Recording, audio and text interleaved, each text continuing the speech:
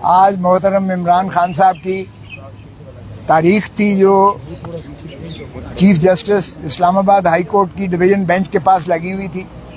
12 بجے کا ٹائم تھا. 12 بجے سے ہم 1:45 بجے تک بیٹھے رہے اور پسینے میں شرابور ہو کر بیٹھے رہے.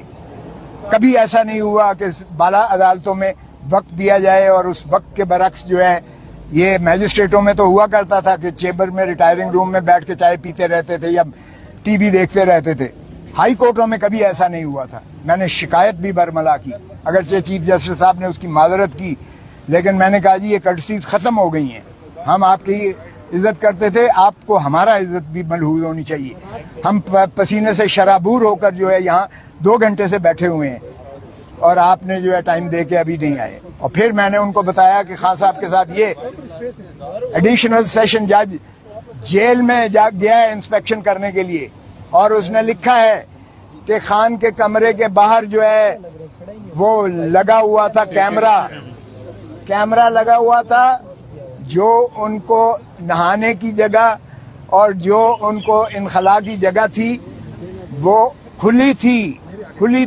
یعنی شرمناک جو ہے, شرم آنی چاہیے ان کو کہ ایک کوئی بھی ہو, سابقہ وزیر اعظم ہو یا کوئی بھی پریزنر ہو, کیا اس کی آپ اس طرح سے پرائیویسی میں کیمرے نکال کے اس کو نہاتا دیکھیں یا وہ اپنا انخلاء کے لیے جائے اور آپ اس کی جو ہے اس طرح سے تصویریں کیمرے میں دیکھتے پھریں. یہ آج تک نہیں ہوتا دنیا میں, یہ ہو رہا ہے عمران خان کے ساتھ. اور پھر اس نے کہا کہ ایڈیشنل سیشن جج نے رپورٹ دی ہے جو میں نے آج پیش کی ہے اس عدالت میں, عدالت عالیہ میں, اور اس نے کہا ہے کہ انہوں نے مجھے شکایت کی تنگی کی ساری. اب اندازہ کیجئے گا حکومت اس کو بیٹر کلاس دے رہی ہے.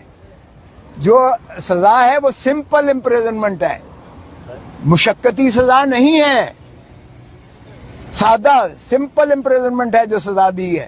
اور اوپر تو رہا یہ کہ اس کو بیٹر کلاس دی ہے اس لیے کہ وہ اسٹیٹس کے مطابق دیتے ہیں. وہ سابقہ وزیر اعظم ہے اور ایسی جگہ پہ اسے رکھا ہوا ہے اٹک جیل میں جو جانوروں لائق بھی نہیں ہے جہاں رکھا جائے. تو یہ جو ہے میں نے اس کو دی ہے, بتائی ہے اس کو. اور کل میں نے خان سے ملنا بھی ہے اس لیے کہ ان کی طرف سے ایک ریکویسٹ آئی تھی کہ آپ ضرور پلیز ملیے گا. تو میں نے آج ان کو بتایا ہے, جو چیف صاحب نے اجازت تو دی ہے. آج جب شروعات ہوئی بحث کی تو وہ وکیل صاحب آ گئے ایک مدعی کی, پتہ نہیں اس کے لیے کون انتظار کر رہا تھا. مدعی کے وکیل صاحب وہ ہیں جو میرے شاگرد کے شاگرد ہیں, جو وزیر قانون کے, اور ماشاءاللہ وہ شروع دن سے, پہلے دن سے وہ وکیل ہیں مدعی کے, پہلے دن سے الیکشن کے وہ سارے ٹرائل میں موجود ہیں, اور کہتے ہیں جی مجھے تیاری کے لیے وقت چاہیے. جج صاحب نے کہا بھائی تم تو خود بیچ میں رہے ہو, 2 ہفتے چاہیے مجھے. میں نے کہا سبحان اللہ, جب ہم نے مخالفت کی تو کہتا ہے 10 دن دے. تو پھر میں نے کہا جناب جج صاحب بہت اولیاء, اس دن جب میں نے پہلے دن آپ کو بحث کی تھی, آپ نے اپیل سماعت کے لیے منظور کی تھی, اسی دن آپ کو معطل کر دینی چاہیے تھی سزا, اسی دن آپ کو سسپینڈ کر دینی چاہیے تھی سزا. پھر بھی آپ نے باوجود نوٹس دیا شارٹ ڈیٹ کے لیے, اور وہ تب اس لیے نہ لگ سکا کہ آپ بوجہ علالت چیف جسٹس صاحب بیماری کی وجہ سے عدالت نہیں کر پا رہے تھے, جس وجہ سے تساہل ہو کر آج لگی تھی. میں نے کہا جی یہ تو نہیں ہو سکتا, اس لیے کہ یہ آپ میری زندگی کا حق مجھ سے چھینا لے ہیں, جو اللہ کے ہاتھ دی ہوئی ایک انعام ہے انسان کو, اور آئین میں اس کا تحفظ کیا گیا ہے, آئین میں اس کا تحفظ کیا گیا ہے. اور یہ ہر دن ہر لمحہ جو میرا گزر رہا ہے یہ میری زندگی سے کاٹ رہے ہیں آپ, جس کا کسی دنیا میں کسی شخص کو, کسی عدالت کو اختیار نہیں ہے, کیونکہ یہ بنیادی حقوق سے متصادم ہے. اور میں نے کہا جی یہ دیکھیں کہ فساد کی سب سے بڑی جڑ, اس سارے گناہ کی جو ایک شاخسانہ ہے وہ تو ہے الیکشن کمیشن آف پاکستان, جس نے یہ فیصلہ دیا کہ عمران خان جو ہے وہ 62-63(1)(p) میں یہ ڈسکوالیفائی ہو گئے ہیں, یہ نااہل ہو گئے ہیں, اور آگے لکھ دیا کہ ان کے خلاف جو ہے فوجداری مقدمہ بھی قائم کیا جائے. اچھا اب اندازہ کریں کہ وہ آرڈر لاہور ہائی کورٹ میں چیلنج ہوا اور اس میں ایڈمٹ ہو گیا ہے, اور اس میں کہا گیا کہ کوئی اس کے خلاف کاروائی نہیں کی جائے گی, کوئی کاروائی نہیں کی جائے گی اس کے پاداش میں. اور دیکھیں کتنے کھلے ننگے طور پر اس کا پروسیکیوشن بھی ہوئی اور سزا بھی ہوگی.